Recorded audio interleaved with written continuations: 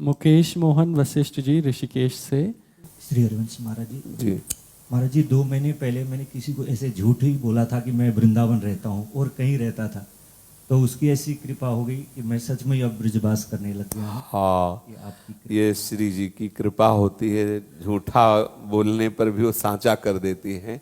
झूठा खेले साचा होए, साचा बिरला खेले कोय, ऐसा ये तो मार्ग ऐसा है। झूठे से अगर बोलो तो सच्चे बन जाओ। ये बहुत कृपालु लाडली लाल का मार्ग है।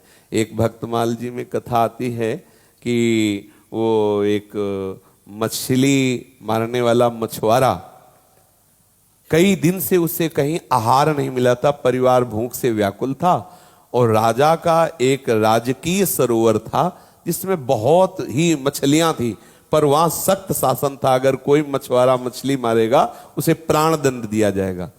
तो उसने विचार किया कि कई दिनों से परिवार भूखा वैसे ही मर रहा है, और 2 मिनट में हम मछली मार लेंगे, क्योंकि वहां बहुत बहुतायत है। तो देखा आसपास कोई था नहीं, और वहां कोई राजा के भय से जाता नहीं था। उसने जल्दी से जाल फैलाया और मछली खींच ही रहा था कि उसे घोड़ों की टाप से रज उड़ती थी। उसको लगा कि कोई राजकीय विभाग, थोड़ी देर में उसको लगा कि तो पूरा राजा आ रहा है इधर। अब घबरा गया कि अब तो मारे गए। उसने जाल को वहीं रज में समेट छुपा दिया और अपने जल्दी जल्दी सब कपड़े उतारे और रज में दबा दिए, और थोड़ी रज ली और ऐसे पूरे शरीर में लगा के ऐसे चिन्ह बना के साधु की तरह बैठ गया प्राण बचाने के लिए। राजा ने दूर से देखा, हमारे बगीचे में सरोवर के किनारे कोई महात्मा बैठे हुए हैं। वो आया, दूर से ही घोड़ों को सबको रोक के प्रणाम किया और कुछ असरफियां भेंट रखी, परिक्रमा की और चला गया। जब उसने धीरे से आंख खोली, देखी असरफियां, तो उसने विचार किया कि जिस प्रभु के दासत्व का भेष झूठे से प्राण बचाने के लिए किया, तो राजा के प्रणाम किया, असरफियां रखी, यदि ईमानदारी से उसका दास बन जाते तो क्या होता। उसी दिन से उसने सच्चा वैराग्य ले ली। फिर उसने कपड़ा नहीं पहना, फिर उसने मछली नहीं मारी और असरफियां भी त्याग दी। देखो, नकली भेष बनाने से प्रभु कृपा करे तो असलियत भी दे देते हैं। अगर हम झूठे भी भक्ति का नाटक करने लगे तो धीरे धीरे असली भाव आने लगे। जब हम झूठे बोल रहे रामकृष्ण हरि राम, दूसरे ठगने के लिए, लेकिन रामकृष्ण हरि तो सत्य है ना। जो हम नाम बोल रहे हैं ना, वो तो सत्य है ना, वो तुम्हें एक दिन सच्चा बना देगा।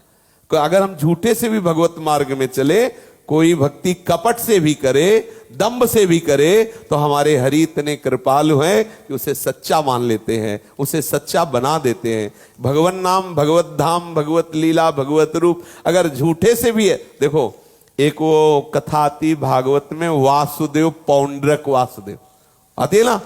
उसके मित्रों ने कहा तुम भगवान हो, तुम्हारा अवतार हुआ जगत कल्याण के लिए। वो बेचारा मान गया।